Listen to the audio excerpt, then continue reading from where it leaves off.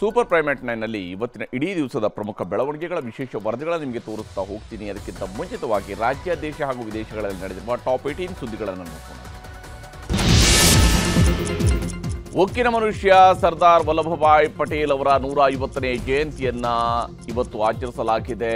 ಪ್ರಧಾನಿ ನರೇಂದ್ರ ಮೋದಿ ಇವತ್ತು ಏಕತಾ ದಿವಸ್ ಸಂದರ್ಭದಲ್ಲಿ ಗುಜರಾತ್ಗೆ ತೆರಳಿದರು.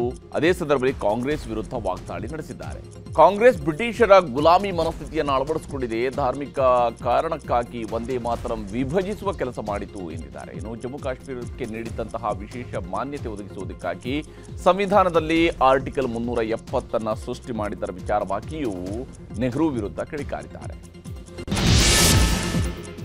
ಆರ್ಎಸ್ಎಸ್ ವಿರುದ್ಧ ಕ್ರಮ ಆಗಬೇಕು ಅಂತ ಪ್ರಿಯಾಂಕ್ ಖರ್ಗೆ ಆಗ್ರಹದ ಬೆನ್ನಲ್ಲೇ ಎಐಸಿಸಿ ಅಧ್ಯಕ್ಷ ಮಲ್ಲಿಕಾರ್ಜುನ ಖರ್ಗೆ ಕೂಡ ಆರ್ಎಸ್ಎಸ್ ನಿಷೇಧ ಮಾಡಬೇಕು ಎಂದಿದ್ದಾರೆ.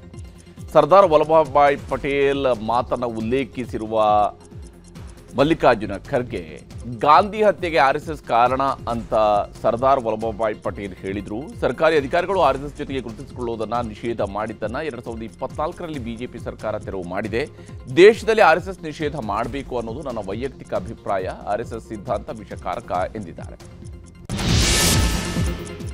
ಎಐಸಿಸಿ ಅಧ್ಯಕ್ಷ ಮಲ್ಲಿಕಾರ್ಜುನ ಖರ್ಗೆ ಕೋಟೆಯಲ್ಲಿ ಆರ್ಎಸ್ಎಸ್ ಪಥಸಂಚಲನ ನಡೆದಿದೆ. ಖರ್ಗೆ ಅವರ ರಾಜಕೀಯ ಕರ್ಮಭೂಮಿ ಯಾದಗಿರಿ ಜಿಲ್ಲೆ ಗುರುಮಠಕಲ್ನಲ್ಲಿ ಪಥಸಂಚಲನ ನಡೆಸಲಾಗಿದೆ. ಲಕ್ಷ್ಮೀ ನರೇಂದ್ರ ಲೇಔಟ್ನಿಂದ ಶುರುವಾದಂತಹ ಪಥಸಂಚಲನ ಪ್ರಮುಖ ಬೀದಿಗಳಲ್ಲಿ ಸಾಗಿದೆ. ನೂರಾರು ಗಣವೇಷಧಾರಿ ಸ್ವಯಂ ಸೇವಕರು ದಂಡ ಹಿಡಿದು ಪಥಸಂಚಲನ ಮಾಡಿದ್ದಾರೆ. ಮಾರ್ಗದುದ್ದಕ್ಕೂ ರಂಗೋಲಿಯ ಚಿತ್ತಾರ ಬಿಡಿಸಿ ಸ್ವಾಗತ ಮಾಡಿ ಪುಷ್ಪವೃಷ್ಟಿಯನ್ನ ಮಾಡಿ ಪಥಸಂಚಲನವನ್ನು ಸ್ವಾಗತಿಸಲಾಗಿದೆ. ಒಳ ಮೀಸಲಾತಿ ವಿಚಾರವಾಗಿ ಅಲೆಮಾರಿ ಸಮುದಾಯಗಳ ಜೊತೆಗೆ ಸಿಎಂ ಸಿದ್ದರಾಮಯ್ಯ ಸಭೆ ಮಾಡಿದ್ದಾರೆ. ನ್ಯಾಯಮೂರ್ತಿ ನಾಗಮೋಹನ್ ದಾಸ್ ಸಮಿತಿ 1% ಮೀಸಲಾತಿಯನ್ನ ಅಲೆಮಾರಿಗಳಿಗಾಗಿ ನೀಡುವಂತೆ ಶಿಫಾರಸು ಮಾಡಿತ್ತು. ಆದರೆ ಅದೇ ರೀತಿಯಲ್ಲಿ ಪ್ರತ್ಯೇಕ ಮೀಸಲಾತಿಯನ್ನ ಕೊಡಬೇಕು ಅಂತ ನಿಯೋಗ ಒತ್ತಾಯ ಮಾಡಿದೆ. ಸಿಎಂ ಸಿದ್ದರಾಮಯ್ಯ ಕೂಡ ನಾವು ಸಾಮಾಜಿಕ ನ್ಯಾಯದ ಪರ ಇದ್ದೇವೆ, ಪ್ರತ್ಯೇಕವಾಗಿ 1% ಮೀಸಲಾತಿ ಕೊಡುವ ಬಗ್ಗೆ ಕಾನೂನು ತಜ್ಞರ ಜೊತೆಗೆ ಚರ್ಚೆ ಮಾಡಿ ನಿರ್ಧಾರ ಕೈಗೊಳ್ತೇವೆ ಅಂತ ಹೇಳಿದ್ದಾರೆ. ವಯನಾಡು ಜಾಹೀರಾತು ವಿಚಾರದ ಬಗ್ಗೆ ಐಶ್ವರ್ಯ ಅನಂತಕುಮಾರ್ ಎಕ್ಸ್ಪೋಸ್ಟ್ನಲ್ಲಿ ಆಕ್ರೋಶ ವ್ಯಕ್ತಪಡಿಸಿದ್ದಾರೆ. ಚಿಕ್ಕಮಗಳೂರು, ಕೊಡಗು ಬಗ್ಗೆ ಪ್ರಚಾರ ಮಾಡಿದ ಕೆಎಸ್ಟಿಡಿಸಿ ಪ್ರಿಯಾಂಕಾ ಗಾಂಧಿ ಕ್ಷೇತ್ರವಾದ ವಯನಾಡು ಬಗ್ಗೆ ಪ್ರಚಾರ ಮಾಡ್ತಾ ಇದೆ. ಇದು ಕರ್ನಾಟಕದ ಜನರ ಹಣದಿಂದ ನಡೀತಾ ಇರುವಂತಹ ರಾಜಕೀಯದ ಅಧೀನತೆ ಅಂತ ಹೇಳಿದ್ದಾರೆ. ರಾಜಕೀಯ ಜಟಾಪಟಿ ನಡುವೆ ಪ್ರವಾಸೋದ್ಯಮ ಇಲಾಖೆ ಸಚಿವರಿಗೆ ಕೆಎಸ್ಟಿಡಿಸಿ ಜಾಹೀರಾತಿನ ಬಗ್ಗೆ ವರದಿ ಸಲ್ಲಿಸಿದೆ. ಡಿಕೆ ಶಿವಕುಮಾರ್ ಕನಸಿನ ಬೆಂಗಳೂರು ಸುರಂಗ ಮಾರ್ಗಕ್ಕೆ ಭಾರಿ ಹಿನ್ನಡೆ ಎದುರಾಗುವಂತಹ ಸಾಧ್ಯತೆ ಇದೆ. ರಾಜಕೀಯ ಜಟಾಪಟಿಯ ನಡುವೆ ಪೂರ್ಣ ಪ್ರಮಾಣದ ಕಾಮಗಾರಿಯಿಂದ ಬಿ ಸ್ಮೈಲ್ ಸಂಸ್ಥೆ ಹಿಂದೆ ಸರಿದಿದೆ. ಜಿಬಿಎ ಅಂಗಸಂಸ್ಥೆಯಾಗಿರುವಂತಹ ಬಿ ಸ್ಮೈಲ್ ಆರಂಭಿಕವಾಗಿ 1 ಕಿಲೋಮೀಟರ್ ಮಾತ್ರ ಸುರಂಗ ಕೊರೆಯುವುದಕ್ಕೆ ನಿರ್ಧಾರವನ್ನು ಮಾಡಿದೆ. ಎಸ್ಟಿ ಮಾಲ್ನಿಂದ ಪಶು ವೈದ್ಯಕೀಯ ಆಸ್ಪತ್ರೆ ತನಕ ಮಾತ್ರ ಸುರಂಗ ಕೊರೆಯುವುದಕ್ಕೆ ನಿರ್ಧಾರವನ್ನು ಮಾಡಲಾಗಿದೆ. ನವೆಂಬರ್ನಲ್ಲಿ ಕಾಂಗ್ರೆಸ್ ಕ್ರಾಂತಿ ಮಾತ್ರವಲ್ಲ, ಬಿಜೆಪಿಯಲ್ಲೂ ಕ್ರಾಂತಿಯನ್ನು ನಿರೀಕ್ಷಿಸಲಾಗ್ತಾ ಇದೆ. ಬಿಹಾರ ಚುನಾವಣೆಯ ಬಳಿಕ ಬಿಜೆಪಿ ರಾಜ್ಯಾಧ್ಯಕ್ಷ ಬದಲಾವಣೆಯನ್ನು ನಿರೀಕ್ಷೆ ಮಾಡಲಾಗ್ತಾ ಇದೆ. ಇದರ ಬೆನ್ನಲ್ಲೇ ಬಿಜೆಪಿಯ ರೆಬೆಲ್ ನಾಯಕರು ಸಭೆ ಸೇರಿ ಚರ್ಚೆ ನಡೆಸಿದ್ದಾರೆ. ವಿಶೇಷ ಅಂದರೆ ಬಿಜೆಪಿಯ ರೆಬೆಲ್ ನಾಯಕರ ಜೊತೆಗೆ ಬಿಜೆಪಿಯ ಉಚ್ಚಾಟಿತ ಶಾಸಕ ಬಸವರಾಜ ಪಾಟೀಲ್ ಯತ್ನಾಳ್ ಕೂಡ ಹಾಜರಾಗಿದ್ದರು. ಬೆಂಗಳೂರಿನಲ್ಲಿ ಮಗಳ ಸಾವಿನ ನೋವಿನಲ್ಲಿದ್ದ ತಂದೆಯ ಬಳಿ ಪೊಲೀಸರು ಲಂಚಕ್ಕೆ ಬೇಡಿಕೆ ಇಟ್ಟ ಆರೋಪ ಕೇಳಿ ಬಂದಿತ್ತು. ಈಗಾಗಲೇ ಬೆಳ್ಳಂದೂರು ಪೊಲೀಸ್ ಠಾಣೆಯ ಸಬ್ ಇನ್ಸ್ಪೆಕ್ಟರ್ ಹಾಗೂ ಓರ್ವ ಸಿಬ್ಬಂದಿಯನ್ನು ಸಸ್ಪೆಂಡ್ ಮಾಡಲಾಗಿದ್ದು, ವೈಟ್ಫೀಲ್ಡ್ ಸೆನ್ ಎಸಿಪಿ ನೇತೃತ್ವದಲ್ಲಿ ತನಿಖೆಗೆ ಆದೇಶವನ್ನು ಸರ್ಕಾರ ಮಾಡಿದೆ. ಆರೋಪ ಒಂದು ವೇಳೆ ಸಾಬೀತಾದಲ್ಲಿ ಪೊಲೀಸರನ್ನ ಕೆಲಸದಿಂದ ವಜಾ ಮಾಡ್ತೀವಿ ಅಂತ ಗೃಹ ಸಚಿವ ಡಾಕ್ಟರ್ ಜಿ ಪರಮೇಶ್ವರ್ ಹೇಳಿದ್ದಾರೆ. ಮಹಿಳೆಗೆ ಕಿರುಕುಳ ನೀಡಿದ ಆರೋಪದ ಮೇಲೆ ಪ್ರೊಫೆಸರ್ ಮೈಲಾರಪ್ಪ ಅವರನ್ನು ಬಂಧಿಸಲಾಗಿದೆ. ಬೆಂಗಳೂರಿನ ವಿಶ್ವವಿದ್ಯಾಲಯದ ನಿರ್ದೇಶಕ ಆಗಿರುವಂತಹ ಮೈಲಾರಪ್ಪ ಅವರನ್ನು ಬಸವೇಶ್ವರ ನಗರ ಪೊಲೀಸರು ಬಂಧಿಸಿದ್ದಾರೆ. 2022ರ ಬೆಂಗಳೂರು ವಿಶ್ವವಿದ್ಯಾಲಯದ ಉಪಕುಲಪತಿ ಆಗಿದ್ದ ಮೈಲಾರಪ್ಪ ಜೊತೆಗೆ ಕೆಲಸ ಮಾಡ್ತಾ ಇದ್ದಂತಹ ಮಹಿಳೆ ಲೈಂಗಿಕ ಕಿರುಕುಳದ ದೂರನ್ನು ನೀಡಿದರು. ಜೊತೆಗೆ ಮನೆಯನ್ನು ತಮ್ಮ ಹೆಸರಿಗೆ ಬರೆದು ಕೊಡು ಅಂತ ಬೆದರಿಕೆ ಹಾಕಿದ್ದಾರೆ ಅಂತಾನೂ ಕೂಡ ದೂರಿದ್ದಾರೆ. ಬನ್ನೇರುಘಟ್ಟ ಜೈವಿಕ ಉದ್ಯಾನವನದಲ್ಲಿ ಕಾಡೆಮ್ಮೆ ಸಾವಿಗೀಡಾಗಿದೆ. ಪ್ರಾಣ ವಿನಿಮಯ ಯೋಜನೆ ಅಡಿಯಲ್ಲಿ ಕಾಡೆಮ್ಮೆ ಸ್ಥಳಾಂತರ ಮಾಡೋದಕ್ಕೆ ಮುಂದಾಗಲಾಗಿತ್ತು. ಸೆರೆ ಹಿಡಿದು ಹೈದರಾಬಾದ್ ಝೂಗೆ ಕಳುಹಿಸುವುದಕ್ಕೆ ಸಿದ್ಧತೆ ನಡೆದಿದ್ದಾಗ ಪಶುವೈದ್ಯರು ಅರವಳಿಕೆ ಇಂಜೆಕ್ಷನ್ ಶೂಟ್ ಮಾಡಿದ್ರು. ಆ ಬಳಿಕ ಕೆಲವೇ ಕ್ಷಣಗಳಲ್ಲಿ ಕಾಡೆಮ್ಮೆ ಸಾವಿಗೀಡಾಗಿದೆ. ಇದಕ್ಕೆ ಹೊಣೆ ಯಾರು ಅನ್ನುವಂತಹ ಪ್ರಶ್ನೆ ಈಗ ಇದೆ. ಭಾರತ ಮತ್ತು ಅಮೆರಿಕ ನಡುವೆ 10 ವರ್ಷಗಳ ರಕ್ಷಣಾ ಒಪ್ಪಂದಕ್ಕೆ ಸಹಿ ಮಾಡಿಕೊಳ್ಳಲಾಗಿದೆ. ಈ ಒಪ್ಪಂದದ ಉದ್ದೇಶ ಎರಡೂ ರಾಷ್ಟ್ರಗಳ ನಡುವಿನ ರಕ್ಷಣಾ ಮತ್ತು ಭದ್ರತಾ ಸಹಕಾರವನ್ನು ಮತ್ತಷ್ಟು ಬಲಪಡಿಸುವುದಾಗಿದೆ. ಮಲೇಷಿಯಾದ ಕೋಲಾಲಂಪುರದಲ್ಲಿ ಭಾರತದ ರಕ್ಷಣಾ ಸಚಿವ ರಾಜನಾಥ್ ಸಿಂಗ್ ಅವರು ಅಮೆರಿಕದ ಯುದ್ಧ ಕಾರ್ಯದರ್ಶಿ ಪೀಟರ್ ಹೆಕ್ಸೆತ್ ಜೊತೆಗೆ ಒಪ್ಪಂದಕ್ಕೆ ಸಹಿ ಹಾಕಿದ್ದಾರೆ. ಮಾಜಿ ಸಂಸದ ಬ್ರಿಜ್ಭೂಷಣ್ ಸಿಂಗ್ ಹೆಲಿಕಾಪ್ಟರ್ ಕೃಷಿ ಜಮೀನಿನಲ್ಲಿ ತುರ್ತು ಭೂಸ್ಪರ್ಶ ಮಾಡಿದೆ. ಈ ವಿಡಿಯೋ ಈಗಾಗಲೇ ಸಾಕಷ್ಟು ವೈರಲ್ ಆಗಿದೆ. ಬಿಹಾರದ ದಿನಾರ ವಿಧಾನಸಭಾ ಕ್ಷೇತ್ರದ ವ್ಯಾಪ್ತಿಯ ಹಳ್ಳಿಯೊಂದರಲ್ಲಿ ಈ ಘಟನೆ ನಡೆದಿದೆ. ಬಿಜೆಪಿ ಅಭ್ಯರ್ಥಿಗಳ ಪರವಾಗಿ ಚುನಾವಣೆ ಪ್ರಚಾರಕ್ಕಾಗಿ ತೆರಳುತ್ತಾ ಇದ್ದಾಗ ಹವಾಮಾನ ವೈಪರೀತ್ಯದಿಂದಾಗಿ ಹೊಲದಲ್ಲಿ ತುರ್ತು ಭೂಸ್ಪರ್ಶ ಮಾಡಿದೆ. ಆಸ್ಟ್ರೇಲಿಯಾ ವಿರುದ್ಧದ 2ನೇ ಟಿ20 ಪಂದ್ಯದಲ್ಲಿ ಟೀಂ ಇಂಡಿಯಾ ಸೋಲು ಕಂಡಿದೆ. ಟಾಸ್ ಸೋತು ಮೊದಲು ಬ್ಯಾಟಿಂಗ್ ಆರಂಭಿಸಿದ ಭಾರತ 18.4 ಓವರ್ಗೆ ಎಲ್ಲಾ ವಿಕೆಟ್ಗಳನ್ನು ಕಳೆದುಕೊಂಡು ಕೇವಲ 125 ರನ್ಗಳ ಟಾರ್ಗೆಟ್ ಅನ್ನು ನೀಡಿತು. ಈ ಸುಲಭ ರನ್ಗಳ ಟಾರ್ಗೆಟ್ ಅನ್ನು ಬೆನ್ನತ್ತಿದ ಆಸೀಸ್ ಪಡೆ ಕೇವಲ 13.2 ಓವರ್ಗೆ 126 ರನ್ ಬಾರಿಸಿ 4 ವಿಕೆಟ್ಗಳ ಭರ್ಜರಿ ಗೆಲುವು ದಾಖಲಿಸಿದೆ. ಬೆಳಗಾವಿಯಲ್ಲಿ ನಾಳೆ ಅದ್ದೂರಿ ಕನ್ನಡ ರಾಜ್ಯೋತ್ಸವದ ಆಚರಣೆ ಹಿನ್ನೆಲೆಯಲ್ಲಿ ಶಿವಸೇನೆ 25ಕ್ಕೂ ಹೆಚ್ಚು ಮುಖಂಡರಿಗೆ ಬೆಳಗಾವಿ ಪ್ರವೇಶ ನಿರ್ಬಂಧ ಮಾಡಲಾಗಿದೆ.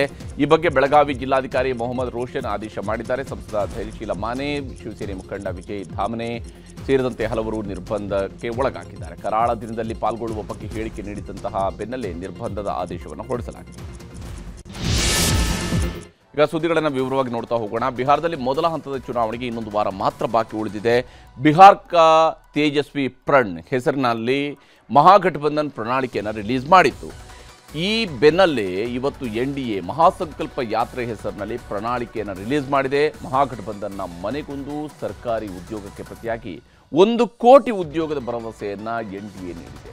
ನಮ್ಮ ಪ್ರಣಾಳಿಕೆಯನ್ನು ಕಾಪಿ ಮಾಡಿದ್ದಾರೆ ಅಂತ ತೇಜಸ್ವಿ ಯಾದವ್ ಲೇವಡಿ ಮಾಡಿದ್ದಾರೆ. ಬಿಹಾರದ ರಣಕಣದಲ್ಲಿ ಏನೆಲ್ಲ ನಡೀತಿದೆ ಅನ್ನೋದನ್ನು ನಿಮಗೆ ತೋರಿಸ್ತೀನಿ.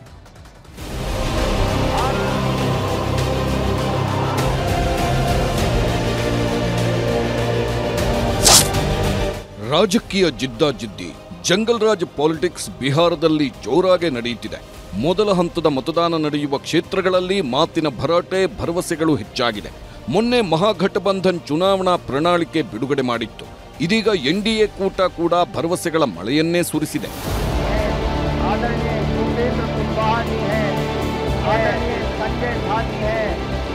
ಇದೀಗ NDA ಕೂಡ ಬಿಹಾರ ಮತದಾರರಿಗೆ ಭರಪೂರ ಆಶ್ವಾಸನೆಗಳನ್ನು ನೀಡಿದೆ. ಕರ್ನಾಟಕ ಗ್ಯಾರಂಟಿಗಳ ಮಾದರಿಯಲ್ಲೇ ಬಿಜೆಪಿ ನೇತೃತ್ವದ NDA ಬಿಹಾರದಲ್ಲೂ ಗ್ಯಾರಂಟಿಗಳ ಘೋಷಣೆ ಮಾಡಿದೆ. ಮಹಾ ಸಂಕಲ್ಪ ಯಾತ್ರೆ ಮೂಲಕ ಹಲವು ಘೋಷಣೆ ಮಾಡಿದೆ.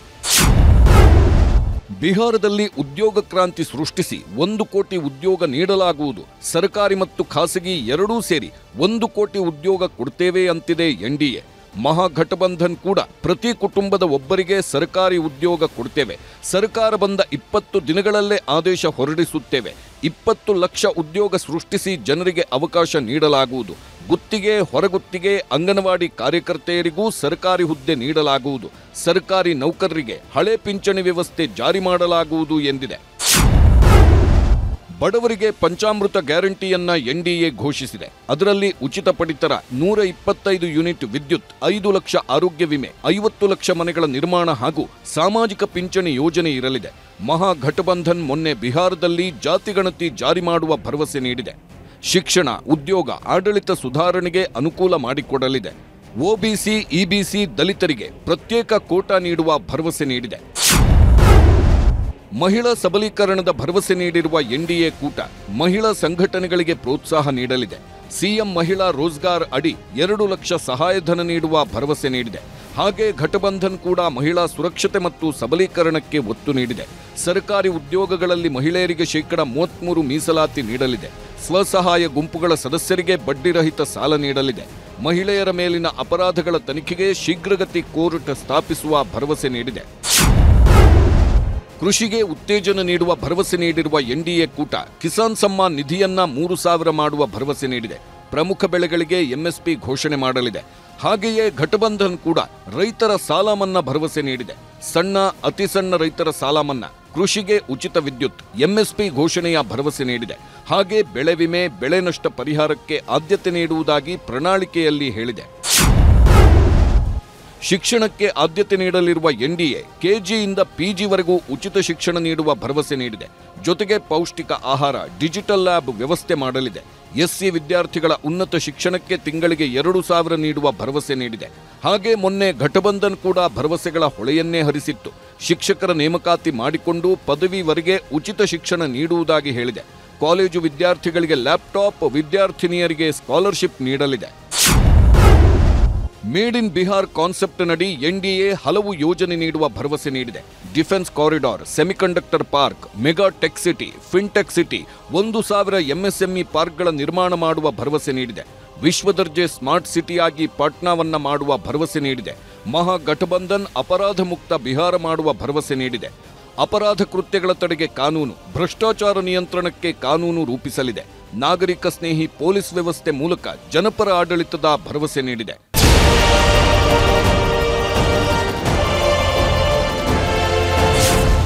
ಕಾರ್ಮಿಕ ಸ್ನೇಹಿ ಕಾರ್ಯಕ್ರಮಗಳಿಗೂ ಎನ್ಡಿಎ ಆದ್ಯತೆ ನೀಡಿದೆ. ಗಿಗ್ ಕಾರ್ಮಿಕರು, ಚಾಲಕರಿಗೆ 4 ಲಕ್ಷ ವಿಮೆ ನೀಡಲಿದೆಯಂತೆ. ಆರ್ಥಿಕವಾಗಿ ಹಿಂದುಳಿದವರ ಕಲ್ಯಾಣಕ್ಕಾಗಿ 10 ಲಕ್ಷ ಸಹಾಯಧನ ನೀಡಲಿದೆ. ಮತ್ಸ್ಯ ಯೋಜನೆಯಡಿ ಮೀನುಗಾರರಿಗೆ 9,000 ನೀಡಲಿದೆಯಂತೆ. ಹಾಗೆ ಪ್ರವಾಹರಹಿತ ಬಿಹಾರ ಮಾಡುವ ಭರವಸೆ ನೀಡಿದೆ. ಮೊನ್ನೆ ಘಟಬಂಧನ್ ಕೂಡ ಹಲವು ಯೋಜನೆಗಳನ್ನು ಘೋಷಿಸಿತ್ತು. ಕಾರ್ಮಿಕರ ಗಣತಿ ಮಾಡಿ ಅದರ ಆಧಾರದ ಮೇಲೆ ಕಲ್ಯಾಣ ಕಾರ್ಯಕ್ರಮ ರೂಪಿಸಲಿದೆ. ವಿಮೆ, ಸರ್ಕಾರಿ ಉದ್ಯೋಗ ನೀಡಲು ಹಾಗೂ ಅಕ್ರಮ ವಲಸಿಗರ ಪತ್ತೆಗೂ ಸಹಕಾರಿಯಾಗಲಿದೆ ಎಂದು ಹೇಳಿದೆ. ಚುನಾವಣಾ ಪ್ರಣಾಳಿಕೆ ರಿಲೀಸ್ ಮಾಡಿರುವ ನಾಯಕರು ಮತಬೇಟೆಗೂ ಇಳಿದಿದ್ದಾರೆ. ಬಿಜೆಪಿ ರಾಷ್ಟ್ರೀಯ ಅಧ್ಯಕ್ಷ ಜೆಪಿ ನಡ್ಡಾ ಇವತ್ತು ಅಖಾಡಕ್ಕಿಳಿದಿದ್ರು. ಪ್ರಣಾಳಿಕೆ ಬಿಡುಗಡೆ ಮಾಡಿದ ಮೇಲೆ ಪ್ರಚಾರ ಮಾಡಿದ್ರು. ನಿತೀಶ್ ಕುಮಾರ್ ಸರ್ಕಾರವನ್ನ ಹೊಗಳಿ ಲಾಲು ಪ್ರಸಾದ್ ಯಾದವ್ ಕುಟುಂಬದ ವಿರುದ್ಧ ಹರಿಹಾಯ್ದ್ರು. नीतीश कुमार ने पकड़ी है, जिसको भरपूर आशीर्वाद मोदी जी का है, उसको स्थिरता चाहिए, उसको स्थिरता के साथ आगे बढ़ाने का काम हमको करना होगा. यहां लोग छोड़ करके दिल्ली बसने लगे, वो इसलिए हुआ क्योंकि जंगल राज यहां पर था और जंगल राज को इन्होंने प्रश्रय दिया. ये हमको ध्यान में रखना चाहिए. मैंने देखा है सीवान से लेकर के, चंपारण से लेकर के और ये मोतिहारी से लेकर के सीमांचल तक किस तरीके का खौफ था. और ये कौन था? शहाबुद्दीन. ये शहाबुद्दीन आरजेडी का सांसद था, आरजेडी का विधायक था, लालू के बगल में बैठा करता था और इसने आतंक मचाया हुआ था. ಎನ್ಡಿಎ ಕೂಟದ ಪ್ರಣಾಳಿಕೆಯನ್ನ ಮಹಾಗಠಬಂಧನ್ ಹಾಗೂ ಜನಸುರಾಜ್ ಪಕ್ಷಗಳು ಟೀಕಿಸಿವೆ. ಅಧಿಕಾರದಲ್ಲಿದ್ದ 15ರಿಂದ 20 ವರ್ಷಗಳ ಕಾಲ ಏನೂ ಮಾಡದೆ ಈಗ ಜನರಿಗೆ ಅಭಿವೃದ್ಧಿ ಮಾಡುತ್ತೇವೆ ಎಂಬ ಭರವಸೆ ನೀಡುತ್ತಿದ್ದಾರೆ ಎಂದು ಟಾಂಗ್ ಕೊಟ್ಟರು. नकल तो कर ही रही है, हर एक चीज का नकल कर रही है. 1 करोड़ नौकरियां रोजगार देंगे. हमसे पूछते हैं कि कहां से देंगे, ये कहां से देंगे, तो ये तो बताएं. ಹೀಗೆ ಬಿಹಾರದಲ್ಲಿ ಚುನಾವಣೆ ಬಿಸಿ ಆಗ್ತಿದೆ. ನವೆಂಬರ್ 6ನೇ ತಾರೀಕು ಮೊದಲ ಹಂತದಲ್ಲಿ 121 ಕ್ಷೇತ್ರಗಳಿಗೆ ಮತದಾನ ನಡೆಯಲಿದೆ. ಅಷ್ಟೊತ್ತಿಗೆ ಮಾತಿನ ಚಕಮಕಿಗಳು ಇನ್ನಷ್ಟು ರಂಗೇರಲಿವೆ. Bureau report, news 18. ರಾಜ್ಯದಲ್ಲಿ ಪವರ್ ಶೇರಿಂಗ್ ವಿಚಾರ ಬಿಸಿಬಿಸಿಯಾದಂತಹ ಚರ್ಚೆ ಆಗ್ತಾ ಇದೆ. ಇವತ್ತು ಸಿಎಂ ಸಿದ್ದರಾಮಯ್ಯ ಪವರ್ ಶೇರಿಂಗ್ ಅಂತಿದ್ದ ಹಾಗೆ ಸಿಟ್ಟು ಹೊರಹಾಕಿದ್ದಾರೆ. ಡಿ.ಕೆ. ಶಿವಕುಮಾರ್ಗೂ ಸಿಎಂ ಆಗಬೇಕು ಅನ್ನೋ ಆಸೆ ಇರುತ್ತೆ, ಆದರೆ 2028ರಲ್ಲಿ ಸಿಎಂ ಆಗಲಿ ಅಂತ ಜಮೀರ್ ಅಹಮದ್ ಖಾನ್ ಹೇಳಿದ್ದಾರೆ. ದಲಿತ ಸಿಎಂ ಅಸ್ತ್ರ ಕೂಡ ಈಗ ಪ್ರಯೋಗ ಆಗ್ತಾ ಇದೆ.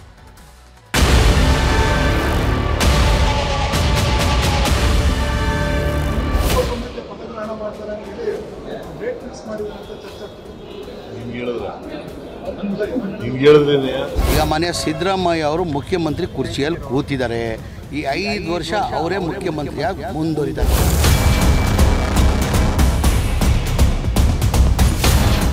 ಹೋರಾಟ ಮುಂದುವರಿತದೆ. ಅದು ಯಾವಾಗ ತೀರ್ಮಾನ ಆಗುತ್ತೋ ಅದು ಹೈಕಮಾಂಡ್ಗೆ ಬಿಟ್ಟಿರೋದು. ಯಾರು ಹೈಕಮಾಂಡ್ ತೀರ್ಮಾನಕ್ಕೆ ಬದಲಾಗ್ತಾರೋ ಅವ್ರು ಮಾತ್ರ ಕಾಂಗ್ರೆಸ್ ಪಾರ್ಟಿಯಲ್ಲಿ ಇರಬೇಕು ಅನ್ನೋದು ನನ್ನ ಉದ್ದೇಶ. ಪವರ್ ಶೇರಿಂಗ್ ಸದ್ಯ ರಾಜ್ಯ ರಾಜಕಾರಣದಲ್ಲಿ ಟ್ರೆಂಡಿಂಗ್ ಪದ.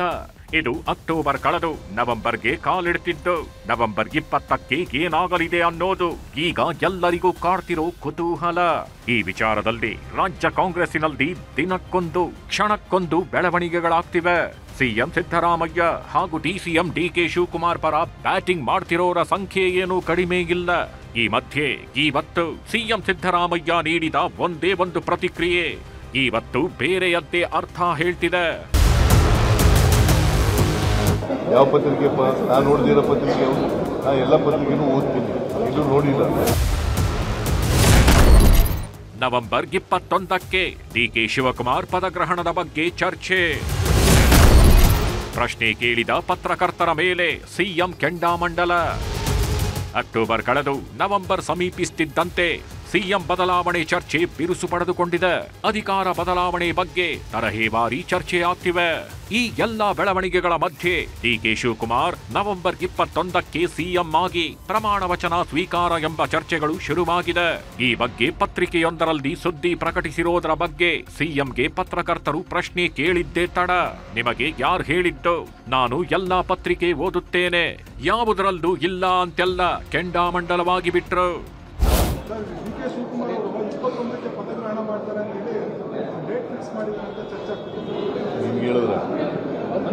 ನಿಮ್ಗೇನು ಗೊತ್ತಾಯ್ತು? ನಿಮ್ಗೆ ಹೆಂಗ್ ಗೊತ್ತಾಯ್ತು? ಪತ್ರಿಕೆಯಲ್ಲಿ ಏನು ನೋಡ್ತೀಯ? ಎಲ್ಲಿ ಯಾವ ಪತ್ರಿಕೆಯಲ್ಲಿ? ಯಾವ ಪತ್ರಿಕೆ? ನಾನು ನೋಡ್ದಿರೋ ಪತ್ರಿಕೆ ನಾ ಎಲ್ಲ ಪತ್ರಿಕೆನೂ ಓದ್ತೀನಿ, ಎಲ್ಲೂ ನೋಡಿಲ್ಲ. ಇನ್ನು ಚಿತ್ರದುರ್ಗದಲ್ಲಿ ಮಾತನಾಡಿದ ಸಚಿವ ಜಮೀರ್ ಅಹಮದ್ ಖಾನ್, ಸಿದ್ದರಾಮಯ್ಯನವರೇ 2028ರವರೆಗೂ ಅಧಿಕಾರದಲ್ಲಿರ್ತಾರೆ ಅಂತ ಹೇಳಿದ್ದಾರೆ. ಅಲ್ಲದೆ ಡಿಕೆಶಿ ಸಿಎಂ ಆಗ್ಬೇಕು ಅಂತ ನಮಗೂ ಆಸೆ ಇದೆ. ನವೆಂಬರ್ನಲ್ಲಿ ಯಾವ ಕ್ರಾಂತಿಯೂ ಇಲ್ಲ, ಏನೂ ಇಲ್ಲ ಅಂತ ಹೇಳಿದ್ದಾರೆ. ಮತ್ತೊಂದೆಡೆ ತಮ್ಮ ಅಭಿಮಾನಿಗಳು ಮುಂದಿನ ಡಿಸಿಎಂ ಜಮೀರ್ ಅಹಮದ್ ಖಾನ್ ಅಂತ ಘೋಷಣೆ ಕೂಡ ಕೂಗಿದ್ದಾರೆ.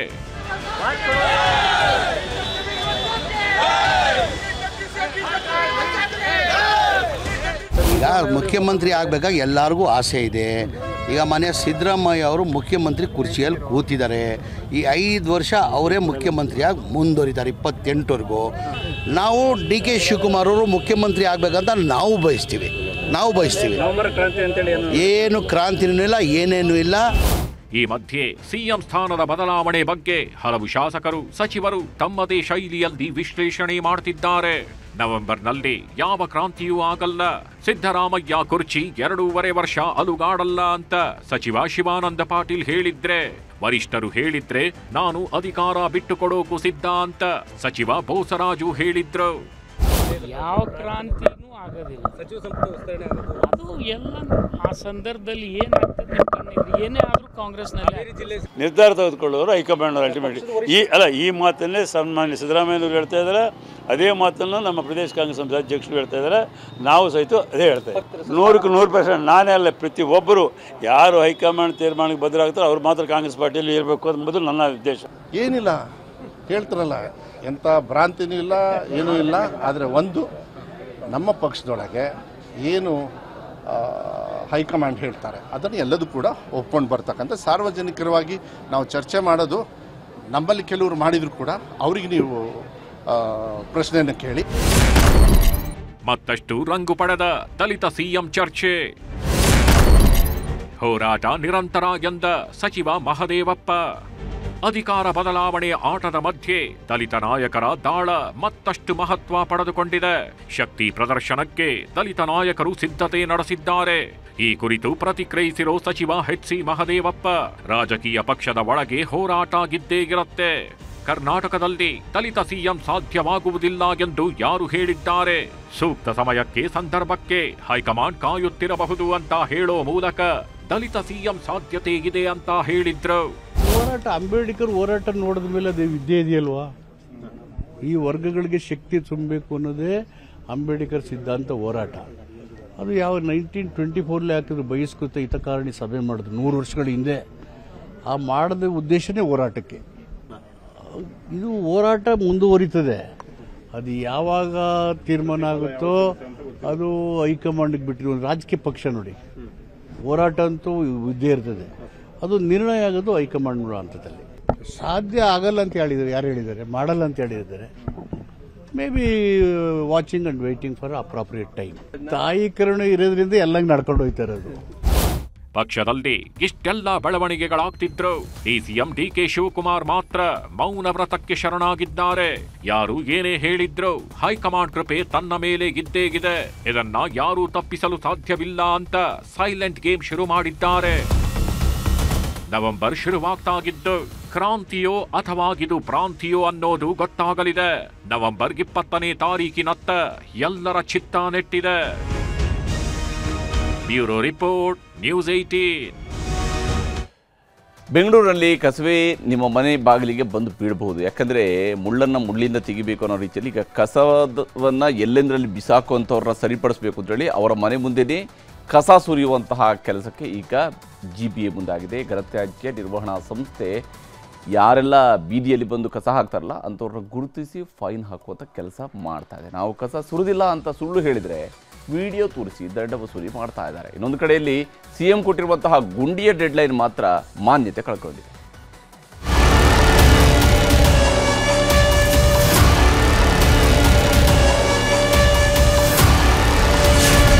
ಡೆಡ್ಲೈನ್ ಮುಗಿದ್ರೂ ಗುಂಡಿಗಳ ದರ್ಬಾರ್.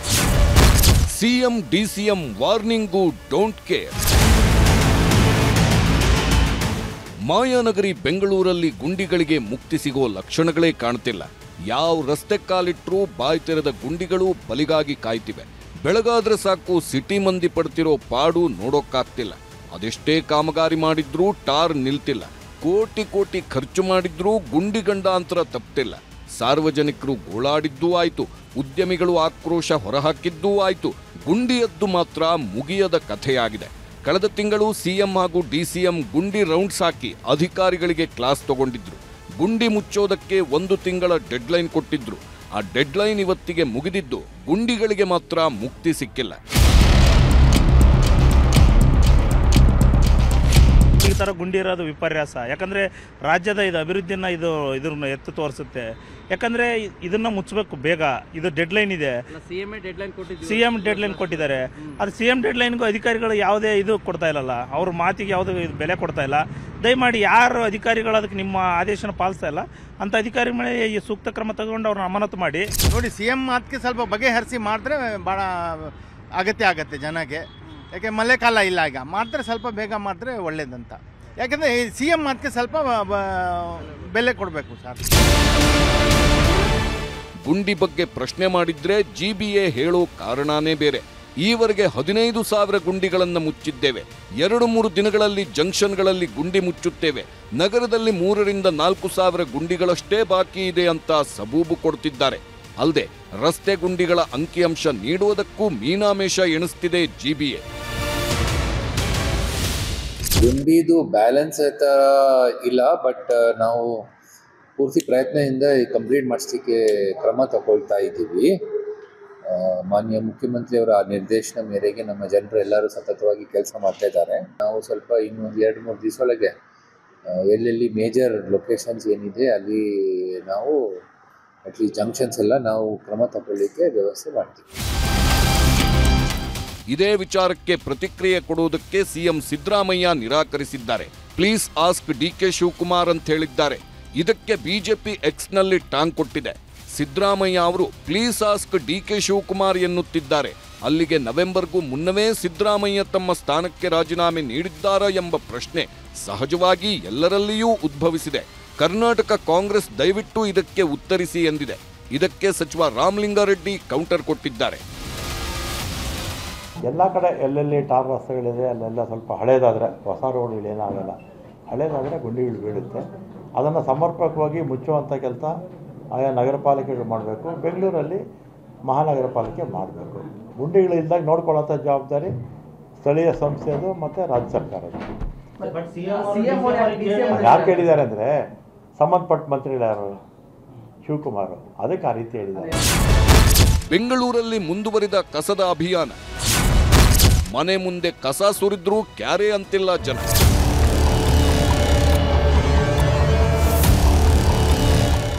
ನಿನ್ನೆಯಿಂದ ಕಸ ಸುರಿಯೋ ಅಭಿಯಾನ ಶುರುವಾಗಿದ್ದು ಇವತ್ತು ಮುಂದುವರೆದಿದೆ.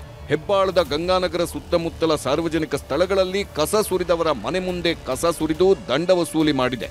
ಬೆಳಿಗ್ಗೆ 5 ಗಂಟೆಗೆ ಫೀಲ್ಡ್ಗಿಳಿದ ಮಾರ್ಷಲ್ಗಳು ಕಸ ಎಸೆಯುವವರ ವಿಡಿಯೋ ಮಾಡಿದ್ರೆ ಅದೇ ವಿಡಿಯೋ ಆಧಾರದ ಮೇಲೆ ಮಹಿಳೆಗೆ ದಂಡ ಹಾಕುವ ಮೂಲಕ ಅಧಿಕಾರಿಗಳು ಬುದ್ಧಿ ಕಲಿಸಿದ್ದಾರೆ. ಪದೇ ಪದೇ ತಪ್ಪು ಮಾಡಿದ್ರೆ ಘನತ್ಯಾಜ್ಯ ನಿರ್ವಹಣಾ ನಿಯಮಿತ ಕಟ್ಟುನಿಟ್ಟಿನ ಕ್ರಮಕ್ಕೆ ಮುಂದಾಗಿದೆ. ಒಂದು ಬಾರಿ ದಂಡ ಕಟ್ಟಿ ಮತ್ತೆ ಎಲ್ಲೆಂದರಲ್ಲಿ ಕಸ ಎಸೆದ್ರೆ ಅವರ ಮನೆ ಮುಂದೆ ಒಂದು ದಿನ ಪೂರ್ತಿ ಕಸ ಸುರಿದು ತೆರವು ಮಾಡದಿರಲು ಪ್ಲಾನ್ ಮಾಡಿದೆ.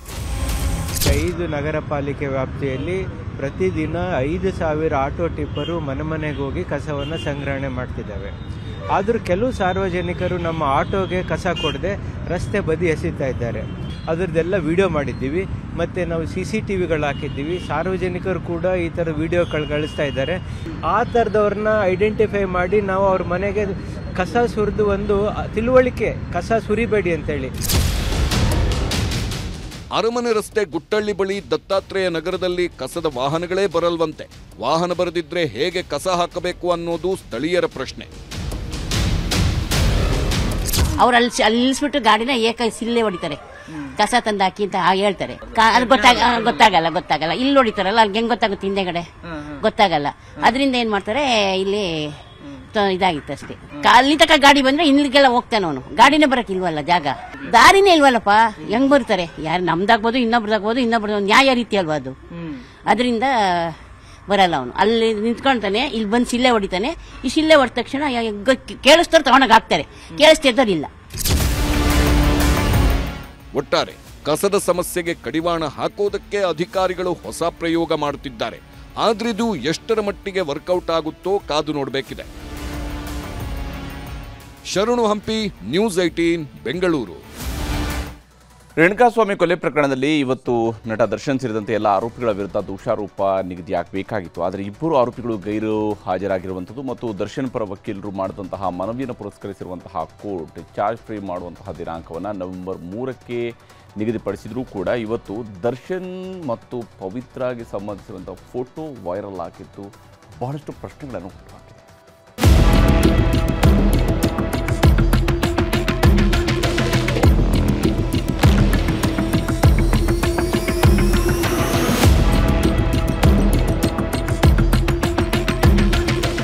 ದರ್ಶನ್ ಹಾಗೂ ಪವಿತ್ರ ಗೌಡ ಮದುವೆಯಾಗಿದ್ರ ಅನ್ನೋ ಅನುಮಾನ ಹುಟ್ಕೊಂಡಿದೆ.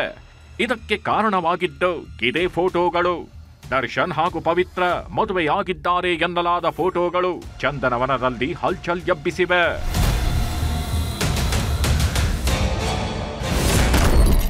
ಸುಬ್ಬಿಗೆ ಆಗಿತ್ತ ಕಲ್ಯಾಣ. ಪವಿತ್ರ ಕೊರಳಲ್ಲಿ ತಾಳಿ, ತುಳಿದಿದ್ರ ಸಪ್ತಪದಿ. ಈ ಫೋಟೋಗಳನ್ನ ನೋಡ್ತಿದ್ರೆ ಈಗಿನದಲ್ಲ ಅನ್ನೋದು ಕನ್ಫರ್ಮ್ ಆಗ್ತಿದೆ. ಏನಿಲ್ಲ ಅಂದ್ರು 7-8 ವರ್ಷ ಹಳೆ ಫೋಟೋಗಳಿವು. ಬಿಳಿ ಪಂಚೆ, ಬಿಳಿ ಅಂಗಿಯಲ್ಲಿ ದರ್ಶನ್ ಮಿರ ಅಂತಿದ್ರೆ, ರೇಷ್ಮೆ ಸೀರೆಯಲ್ಲಿ ಪವಿತ್ರ ಗೌಡ ಮಧುವಣಗಿತ್ತಿಯಂತೆ ಮಿಂಚ್ತಿದ್ದಾರೆ. ಕತ್ತಲ್ಲಿ ಮಾಂಗಲ್ಯ ಸೂತ್ರವು ಎದ್ದು ಕಾಣ್ತಿದ್ದು.